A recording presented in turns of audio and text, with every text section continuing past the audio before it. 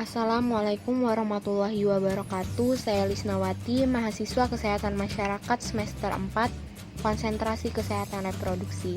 Di video kali ini saya akan membahas tentang plasenta previa. Plasenta previa adalah plasenta yang letaknya abnormal, yaitu pada segmen bawah uterus sehingga dapat menutupi sebagian atau seluruh pembukaan jalan lahir. Yang pertama ada etiologi. Plasenta tumbuh pada segmen bawah uterus tidak selalu dapat diterangkan, bahwasanya vaskularisasi yang berkurang atau perubahan atrofi pada dosi 2 akibat persalinan yang lampau dan dapat menyebabkan plasenta previa tidak selalu benar.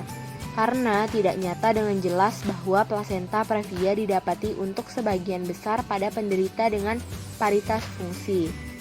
Memang dapat dimengerti bahwa apabila aliran darah ke plasenta tidak cukup atau diperlukan lebih banyak, seperti pada kehamilan kembar, plasenta yang letaknya normal sekalipun akan meluaskan permukaannya, sehingga mendekati atau menutupi sama sekali pembukaan jalan lahir.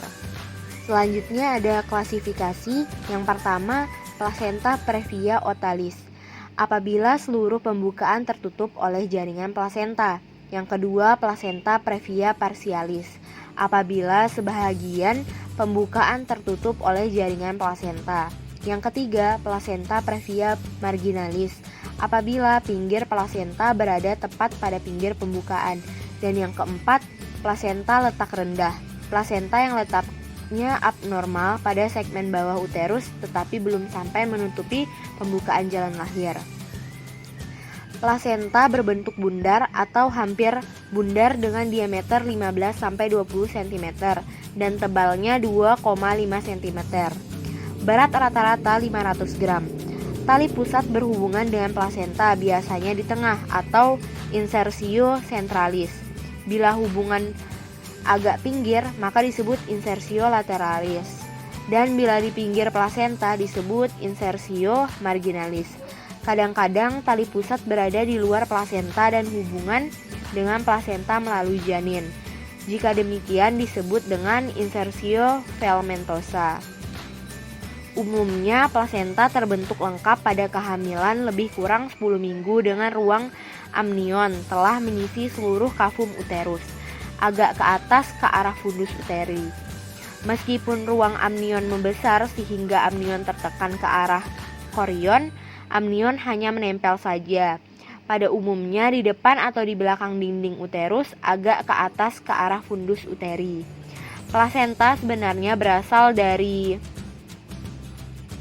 sebagian dari janin. Di tempat-tempat tertentu pada implantasi plasenta terdapat vena-vena yang lebar atau sinus untuk menampung darah kembali pada pinggir plasenta. Di beberapa tempat terdapat suatu ruang vena untuk menampung.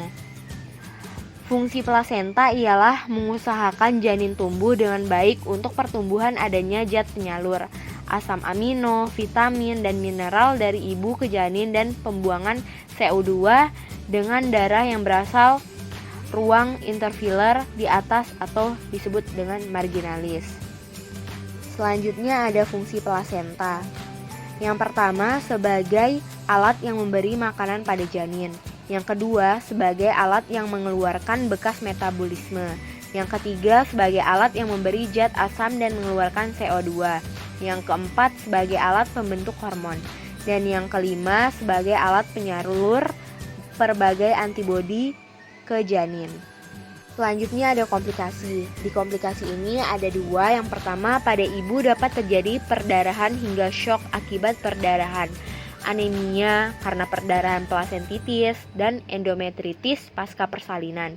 Yang kedua, pada janin biasanya terjadi persalinan prematur dan komplikasi seperti asfiksi berat. Selanjutnya ada patofisiologi. Pendarahan antepartum akibat plasenta previa terjadi sejak kehamilan 10 minggu saat segmen bawah uterus membentuk dari mulai melebar serta menipis. Umumnya terjadi pada trimester ketiga karena segmen bawah uterus lebih banyak mengalami perubahan pelebaran segmen bawah uterus dan pembukaan serviks menyebabkan sinus uterus robek karena lepasnya plasenta dari dinding uterus atau karena robekan sinus marginalis dari plasenta. Pendarahan tidak dapat dihindarkan karena ketidakmampuan serabut otot segmen bawah uterus ini untuk berkontraksi seperti pada plasenta letak normal. Selanjutnya ada diagnosis. Yang pertama itu ada anamnesis, yang kedua pemeriksaan luar, yang ketiga pemeriksaan in spekulo, yang keempat penentuan letak plasenta tidak langsung, yang kelima pemeriksaan ultrasonografi, dan yang keenam diagnosis plasenta previa secara definitif. Selanjutnya ada penata laksanaan. Yang pertama ini ada terapi ekspektif, yang kedua ada terapi aktif atau tindakan segera, yang ketiga ada cara menyelesaikan persalinan dengan plasenta previa seksio cesaria. Yang pertama nih ada prinsip utamanya adalah menyelamatkan ibu. Walaupun janin meninggal atau tidak punya harapan untuk hidup, tindakan ini tetap dilakukan.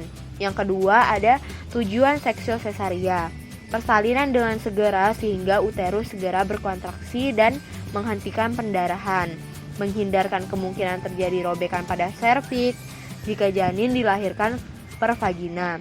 Yang ketiga, siapkan darah pengganti untuk stabilisasi.